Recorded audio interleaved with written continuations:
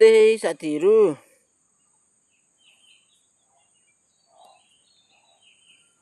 यहाँ हेर्नुहोस् न, आज चाहिँ मैले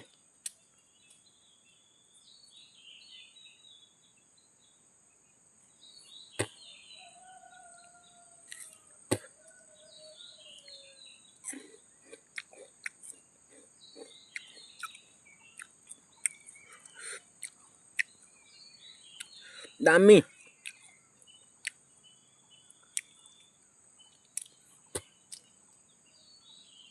यो चिज चाहिँ नि तपाईहरुलाई कहीँनिर जानु भएको छ भने अब घरदेखि बारीतिर हैन जंगल कहीँतिर जानु भएको छ भने तपाईको पासमा पानी छैन अरे, तिर्खा लाग्यो अरे तपाईलाई हैन, त्यति बेला चाहिँ यो चिज छ भने चाहिँ तपाईहरुले खानु सक्नुहुनेछ। तिर्खा मार्छ यसले।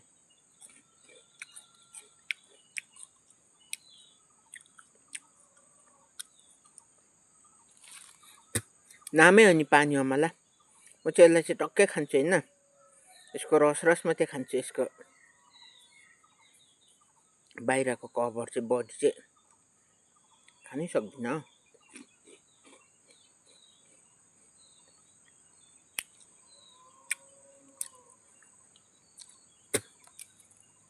म चाहिँ यसरी टोक्दै फ्याल्ने बानी छ। यसको रस चाहिँ फेरि मिठो लाग्छ हो।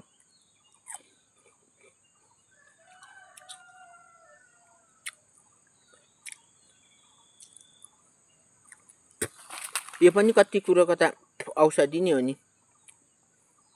डायबिटिस को बिमार पनि यसले, डायबिटिसमा पनि खान्छ होला। अब बिमार त जाति त बनाउँछ बनाउँदैन मलाई थाहा भएन कि, बा बनाउनु पनि सक्छ हो। यो मेडिसिनको बारेमा चाहिँ मेरोमा अलिक नलेज कम छ हो साथी हो। खास गरी चाहिँ मेडिसिन चाहिँ याद भएकै राम्रो हो, किनभने जति यो संसारभरिमा मेडिसिन छ त्यति नै हामीले विभिन्न प्रकारको बिमारहरू शरीरमा भेट्ने गर्छौं। सुगर बिमार त झन् अहिले फेसन जस्तो भएको छ। भेट्छ कोही कोहीले मात्रै भेट्दैन। सुगर बिमार नभेटी मर्छ हैन भने त भेट्छ के हो फेरि सुगरको बिमार भेटिसकेपछि साथी हो, अब तपाईहरुलाई पनि थाहा छ होला, मलाई भन्दा बेसी थाहा छ होला। तर म एउटा कुरा भन्छु तपाईहरुलाई हो, म चाहिँ पहिला चाहिँ अपरेटिङ काम गर्थे हो। अपरेटिङ काम गर्दै हिँड्दा चाहिँ मेरो साइडमा चाहिँ एकजना अंकल थियो।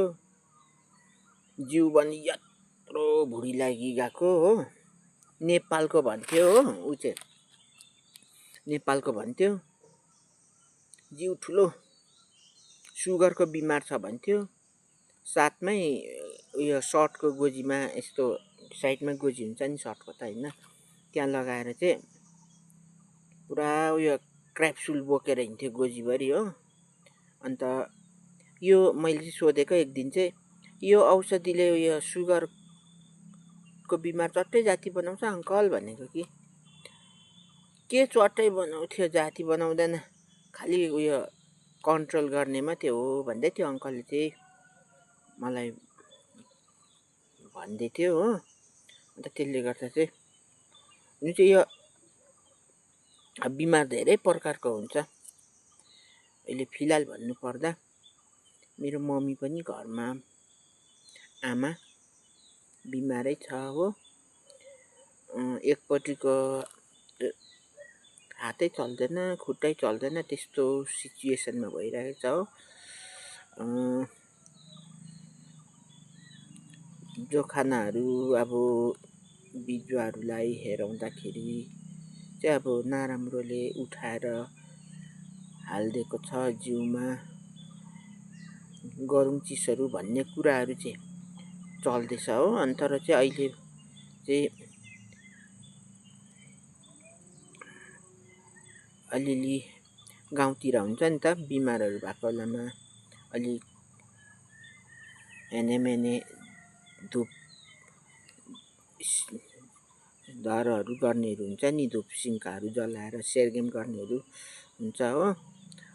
उहाँहरूलाई अब अलिअलि चाहिँ लाउँदैछ हो। अब त्यति गर्दा कन्ट्रोल भयो भने, हातखुट्टाहरू मजाले चल्ने भयो भने चाहिँ हामी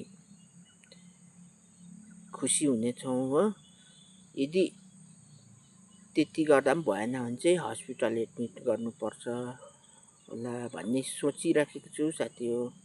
के गर्नु, अब मान्छेको जिन्दगी लिएर आइसकिसकेपछि दुनियाँभरले के सोचेकोहरू पनि दिमागमा टचर, फेरि सोचे मात्रै हुँदैन, कतिले टकटक जे छ त्यो भाडङभुडुङ भनि पनि हाल्छ हो।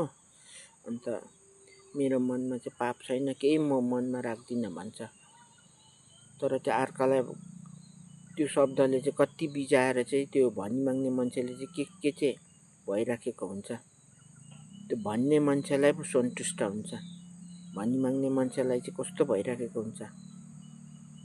त्यस्तो हुन्छ है साथी हो, जिन्दगी भनेको चाहिँ त्यस्तो हो।